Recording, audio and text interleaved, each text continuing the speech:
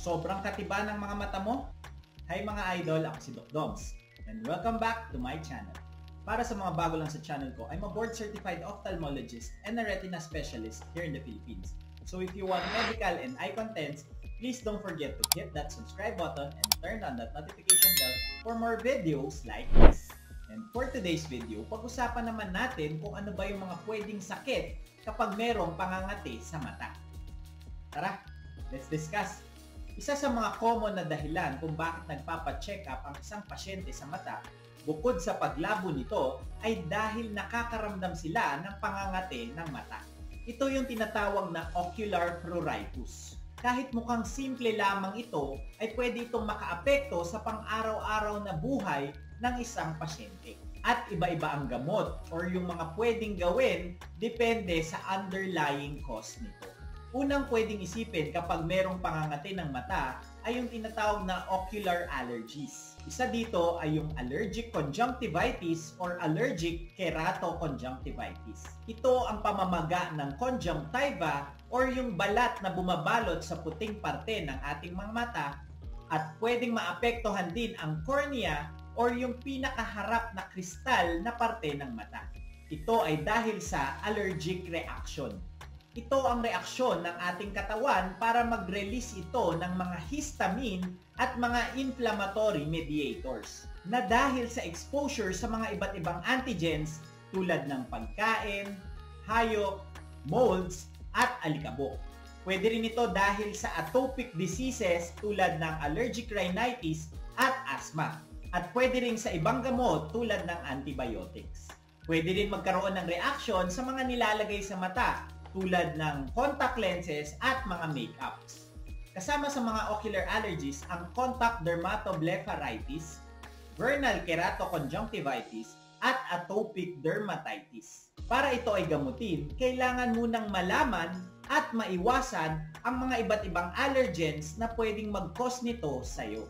Pagkatapos ay mga supportive treatment lang tulad ng cold compress para makatulong sa pangangati. Ang paglagay din ng mga over-the-counter na artificial tears sa mata ay pwede ring makatulong. Nagbibigay din kami ng mga gamot tulad ng antihistamine na pamata o di kaya kapag sobrang lala ay pwede rin kami magbigay ng mga anti-inflammatory na iniinom tulad ng steroids. Lalo na sa mga malala na ang kaso. Ang pagsuot naman ng glasses kahit walang grado ay pwedeng mag-act as barrier para hindi mapunta ang allergen sa iyong mga mata. Nang sa ganon ay malilimitahan ito at maiiwasan ang allergic reactions. At ang paglagay ng mga dinidikit sa mata tulad ng contact lenses at mga eye makeups ay dapat iwasan muna habang ito ay namamaga pa. Next naman na pwedeng cause ng pangangati sa mata ay tinatawag na blepharitis or yung pamamaga ng eyelids dahil sa infection sa base ng iyong mga eyelashes. Pwede rin ito dahil sa tinatawag na meibomian gland dysfunction. Ito ang gland sa ating mga eyelids na nagpro-produce ng oil para sa ating luha para hindi ito madaling matuyo.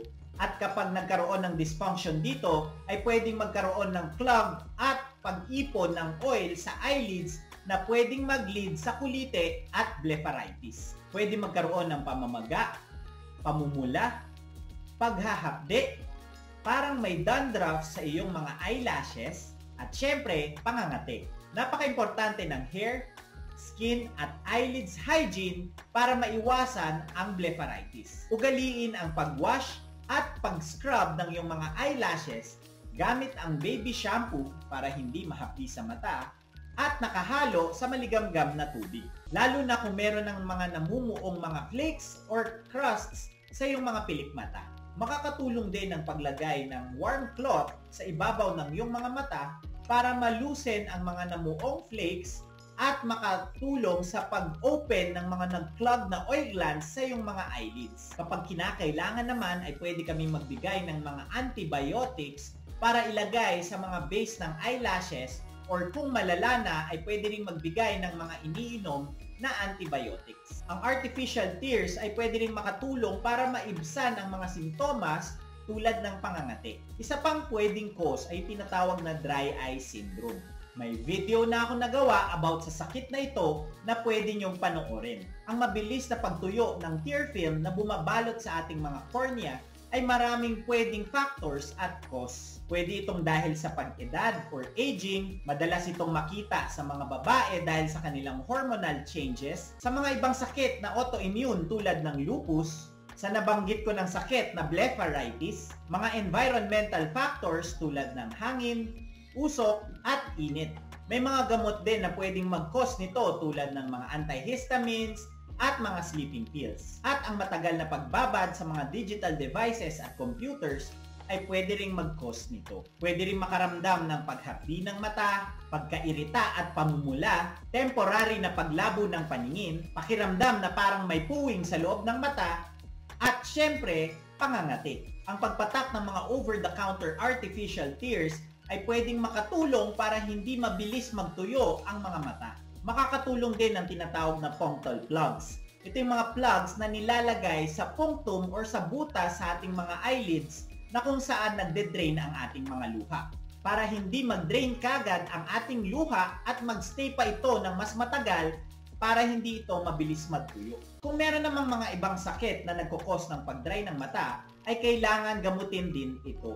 At iwasan din ang mga pwedeng magpatuyo ng mabilis tulad ng mga electric fan, aircon, hair dryers, or mga lugar na mahangin, maalikabok at maiinit.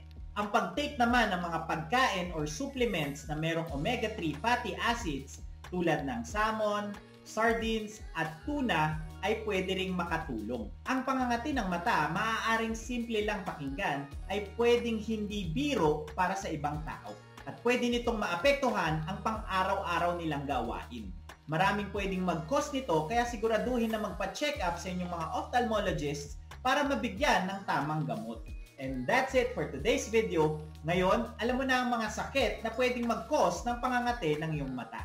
Please don't forget to like, comment kung may mga questions or suggestions kayong topics, subscribe, and hit that notification bell for more medical and eye contents. Ngayon, mas may alam ka na. Ako po si Doc Doms. See you on my next video.